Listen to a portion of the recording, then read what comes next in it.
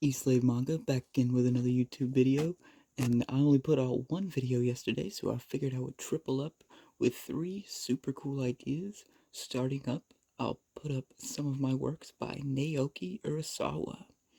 So we have Monster and 20th Century Boys in the collection. I have Monster almost finished. I want to say I have 1 through 6, and then 7 and 8.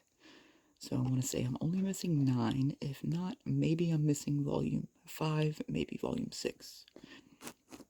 And then moving on to 20th Century Boys, I actually own all of 20th Century Boys in the original singles, as well as you can see on screen 21st Century Boys, the ending slash alternative series to 21st Century Boys. So I actually wanted to jump on here to give a brief overview of these two series and my thoughts and opinions as always. I hope you guys are doing good. Again, happy new year to the 2025. Starting out strong. Hope you guys are too. So we'll start with a brief little overview of Monster by Naoki Urasawa. If you've ever been interested in murder mysteries, then this is the story for you, especially when you include all of the, I'm going to say, medical aspects of it, since he's a surgeon. But let's get into the brief overview. Everyone faces uncertainty at some points of their lives. Even a brilliant surgeon like Kenzo Tenma is no exception. But there's no way for him to know that his decision to stop chasing professional success and instead concentrate on his oath to save people's lives will result in the birth of an abomination. Ooh, intriguing just from the start. So not only is this man a successful surgeon, but he is faced with an ultimatum, and I believe that he has to either save the mayor or save these orphans who had been in this accident. And so his decision ultimately shapes his future.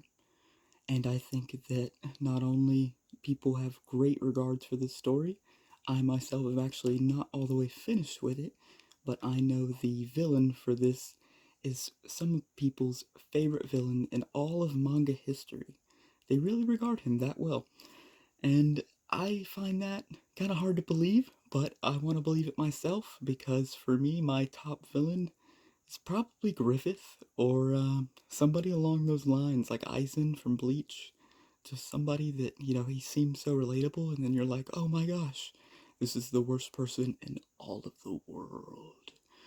Hoo hoo hoo. And so now I think we'll give my thoughts and opinions of what I know about Monster and what I have read personally. I I enjoyed it. I thought the artwork was pretty good. I feel like Naoki Urasawa is more of a story writer than an artist, but don't get me wrong, his art is purely amazing. I would actually like to show a couple panels just to demonstrate that I talk bad words because he is honestly a very gifted and amazing artist. But there again, I feel like his true brilliance is in his story, and how he crafts and shapes these individual characters is truly brilliant.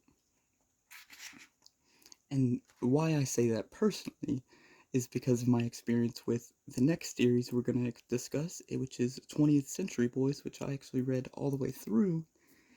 And I can't express enough how much I deeply loved this story when I was reading it, and it actually makes me want to reread it very soon. Because I read it relatively quickly, and so I believe I could probably take this next read a little bit slower and probably enjoy it even more than the first time. You never know. Maybe I'll show one last panel for Monster.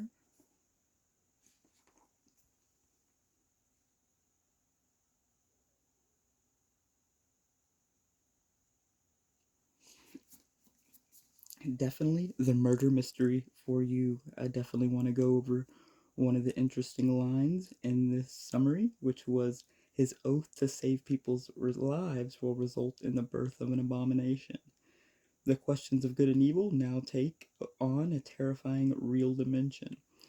And as I said, his decision in the book really shapes his future, um, for better or for worse. I believe he made the right decision, but, ultimately people suffered because of his actions. So who could really say, right? Definitely, I believe it's worth your time and worth the pickup. It has 9 volumes in the 2-in-1 editions, I believe. And so relatively priced around, you could pick them up 15 to 20 bucks on Amazon. As far as I know, none of them are out of print, so I feel like it's definitely worth your time to pick it up. Very cool in its aesthetic. The red coloring slash burgundy is some of my favorite colors. Honestly, personally, it's my favorite color, is burgundy. Forgive me for misspeaking that. So I think next we'll move on from Monster and say that honestly my opinions on it are pretty high and I can't wait to finish it. And moving on, we'll go to Naoki Urasawa's works of 20th Century Boys. So 20th Century Boys truly, for me, was an amazing story. I don't like to say shonen because I was just thinking about this a moment ago of like, would you even classify it as a shonen? And I really wouldn't. Um, the best way I would really describe it is it feels like a shonen-esque because you have a main character and you have these kind of group of characters, but at the same time, you don't really have those main fighting scenes or nothing like that. It's really plot driven. And I think that some of the elements of it are unique to Naoki Urasawa's story crafting, as I was mentioning with Monster.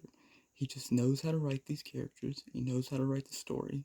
And when I was actually looking into Naoki Urasawa, he was actually fascinated with being an artist when he was like 4 years old.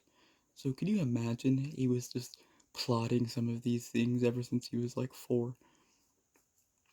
Truly amazing just to see how creative some people can be in this world.